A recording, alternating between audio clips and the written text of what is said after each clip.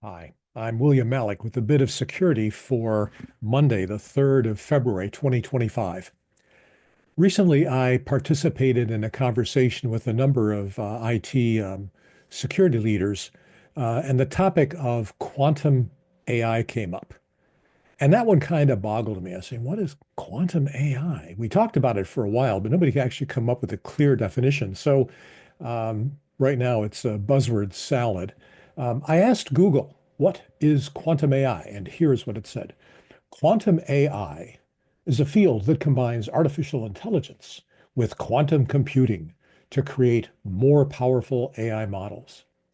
QAI uses quantum computers to solve complex problems faster and more efficiently than traditional computers. So, what it's basically saying is either we use quantum computers to solve AI problems, or we use AI to make quantum computers themselves better. I'm going to dig into that first part.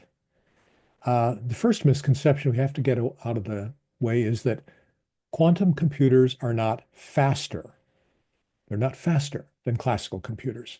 In fact, today's quantum computers are considerably slower. And if you think about it from an engineering point of view, you'll figure out why that is. A quantum computer is making use of some extremely advanced and highly experimental technology. So ask yourself, if you are a test driver for a racing car company and they want you to test a car with an extremely advanced set of brakes, how comfortable would you be knowing that that same car also had a leading edge advanced steering system and a brand new style of suspension? The answer is you'd be very uncomfortable. You want to minimize the number of unknowns so that when there is a problem, you can say, okay, here's what went wrong with the brakes. Similarly, if you're trying to make a quantum computer, you're not going to use the fastest known chips. You're not going to use the fastest memory. You're not going to use leading edge patterns for connecting memory with processing. You're going to want to use brain dead simple, rock solid, burned in, well proven technology for everything else except the engine that's doing the quantum computing itself. Understand that the speed of the computer is not the same as the speed of reaching the solution. Second point, long ago, there was significant arguments about how fast various computers were. Mainframes were measured in MIPS. Digital Equipment Corporation had things that were called VUPS, VAX units of performance. And for PCs, we used gigahertz, which was the clock frequency of the cycles. And the question is 100 MIPS better than 50 gigahertz? And the fact is, you're using different architectures. The architectures for very fast processors use very simple words. They're short. But if I have a computer that has a cycle time of 1/100,000th of a MIPS, million instruction per second, but the instruction is capable of solving my problem in one cycle, well, I have a machine that's incredibly slow, but it gets everything I want done in a tenth of a second. In other words, comparing different architectures by the speed of the processors is like giving first place in a foot race to whoever takes the most steps to get to the finish line. So we got to take a look and say, what kinds of problems are these computers designed to solve? And that's the second thing we're going to talk about today, and then we'll get into the other piece tomorrow.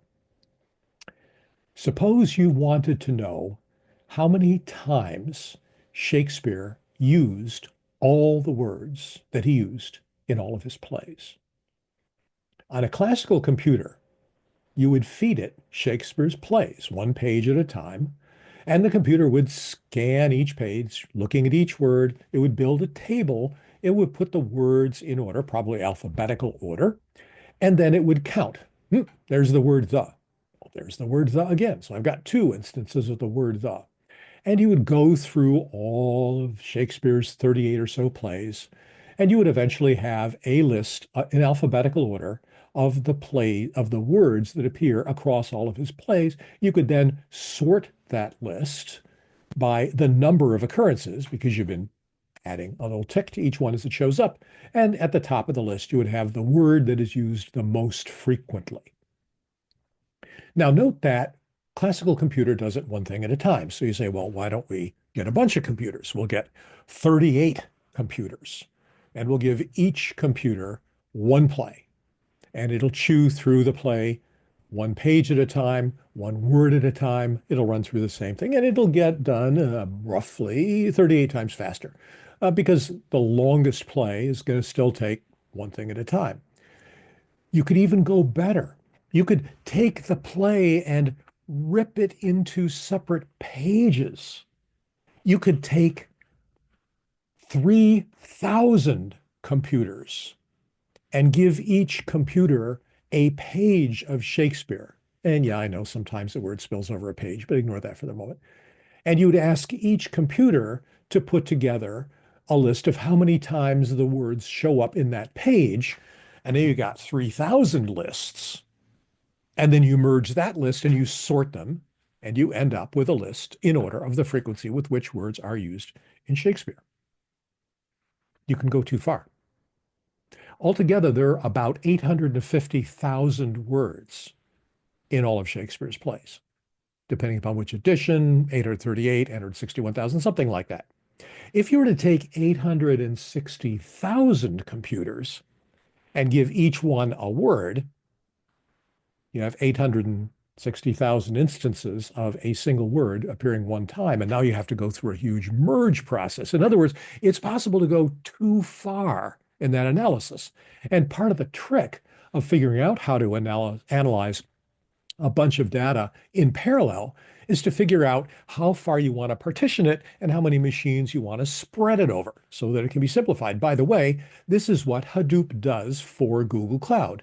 When you fire off a query saying, what are Shakespeare's plays? That doesn't go to one computer. It goes to a whole bunch of computers that run in parallel, and it comes back to you in a tenth of a second or less and says, here are the 38 official versions of Shakespeare play, or 37 or 39, depending upon whether you think Troilus, etc.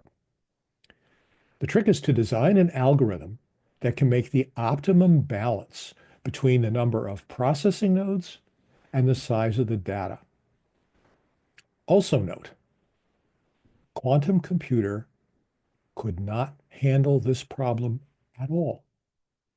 There's nothing about this problem that is able to make use of quantum computing.